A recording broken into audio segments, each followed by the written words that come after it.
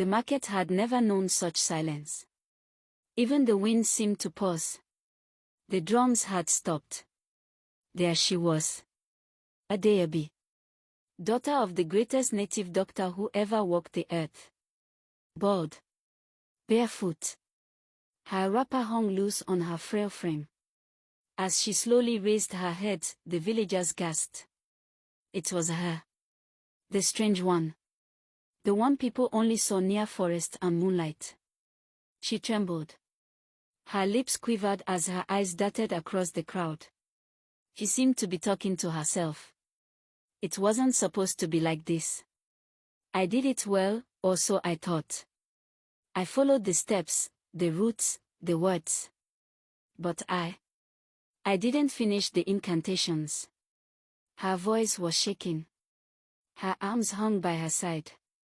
So it turned on itself. Tears ran down her face. Forgive me, she suddenly screamed, to no one and everyone. No one moved. She looked straight at Nkem, whose expression remained cold. Stern. Still. Adeobi tried to rise. Her hand lifted, as if she had more to say. Then her eyes rolled back. She dropped to the ground. Dead. The great silence and fear in the air was suddenly broken by loud cries and screams. Obina clutched a stall for support. His knees buckled. He looked at the body of the woman who had just died, for him. Nkem stood rooted. Her expression unreadable. Her eyes blinked slowly, like her mind was somewhere else entirely. Adeobi's body was carried away that night, wrapped in a thick white cloth. The elders said not to speak her name for 3 days. They said the spirit world was angry. So the village held its breath. It was believed that the curse on Obina was broken when she died. Whispers rise. She's gone. Adeobi is dead. Why would she do this? But no one had answers. The only thing louder than the silence was the suspicion. All speculations turned to Amara. She had motive. She was too close in a strange way. She had always been close.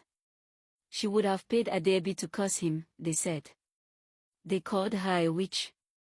Children threw stones at her hut, calling her names and running off. Someone tied a dead bird to her doorpost. She could no longer sleep. So one morning, she wore a plain white wrapper, her face pale with fear, and walked barefoot to the square. She stood before the stone of Izimio, the god who sees all. And she raised her hands. If I, Amora, ever cursed Obina, may I fall dead now.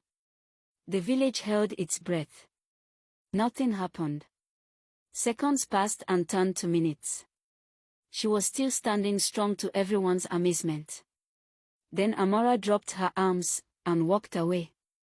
That was the moment the village knew. Amora was clearly innocent. Obina and Nkem returned to their normal life. Nkem had reopened the restaurant with Obina. Customers came. The smell of soup returned to the market. Things seemed to be going well for the couple. Happiness and laughter returned. Until it did not. Suddenly Nkem. She no longer slept. Her nights were a battlefield. Every night, she tossed, turned, screamed. In her dreams, a faceless figure chased her. Through fire, through rivers, through her own home.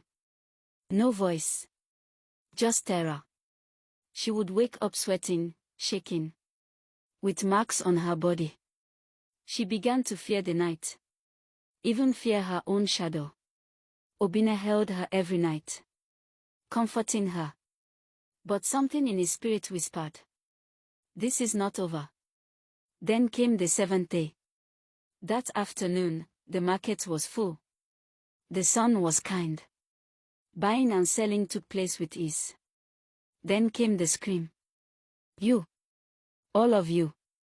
A figure came running into the market square as though it was pursued by a ghost, barefoot. Hair undone. Eyes wild, looking restless like a mad person. "He never loved me. Everyone turned. It was Nkem, looking like a shadow of herself. Her wrapper loose, hair wild, eyes sunken. She stumbled into the square like a mad woman. "You all judged me," she shouted. "He was mine. Mine." Women backed away. A trader dropped her tray. "He was drifting away from me. He stayed out late. Started talking with women privately. He stopped touching me." Her voice cracked. People froze. "I thought maybe it was because I didn't give him a child." Gasps. "So I went to Adeabi. I told her to make a charm for me, a love charm. I was losing him, he was slipping away from me." Her voice cracked continuously. "I begged her. I paid her. I was desperate. I thought this would give me back my husband. The man I got married to." Children covered their ears. Women gasped. "But when nothing changed, I went back to find her, and she was gone. She had vanished." Nkem shook her head violently. "So I went to the forest, to seek help. I met Mama Ogodi, the one who sees but says nothing." Her eyes watered. She spoke in riddles. "I didn't understand her. I thought the gods were angry with me. I didn't know Adebi would come to the market like that. It dawned on me the day Adebi died that the charm was not done right and it backfired." She fell to her knees. "I can no longer sleep, Adebi's spirit is restless, and now it haunts me. I have no peace.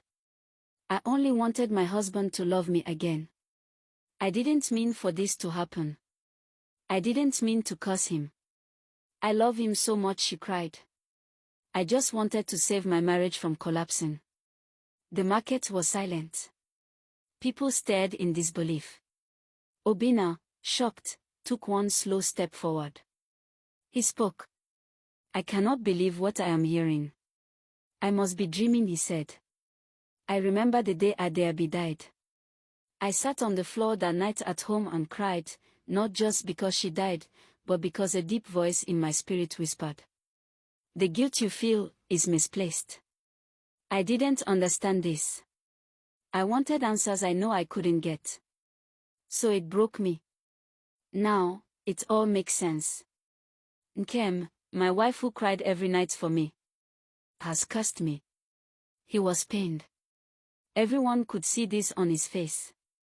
Then suddenly, he dropped to his knees.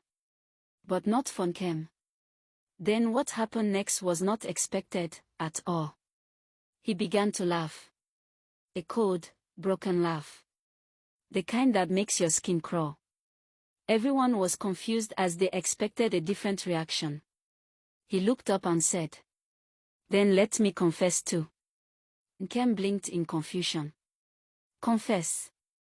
To what?" she thought. The villagers gasped again. Obina began to speak. "While you threw me to the wolves and tried to get me back, I was already sleeping with Amora." Gasps. Shouts. All eyes turned towards the same Amora as he walks to meet her. Then putting his hand on her belly, he announced, "She's 4 months pregnant." The crowd shouted, "She will give me the child you never could." Abomination. Abomination. Voices rose. Obina turned, grabbed Amora's hand from the crowd, and they ran. Through the trees. Past the shrine. They were never seen again.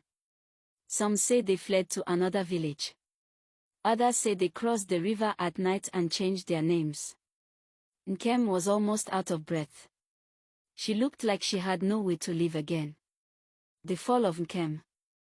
Nkem never returned to the restaurant. The restaurant became a ghost house. The pots turned cold. Some say she began walking in circles at night. And then, she vanished. No goodbyes. No scream. No prayer. Moral of the story. Evil never walks alone. It always returns to claim its maker.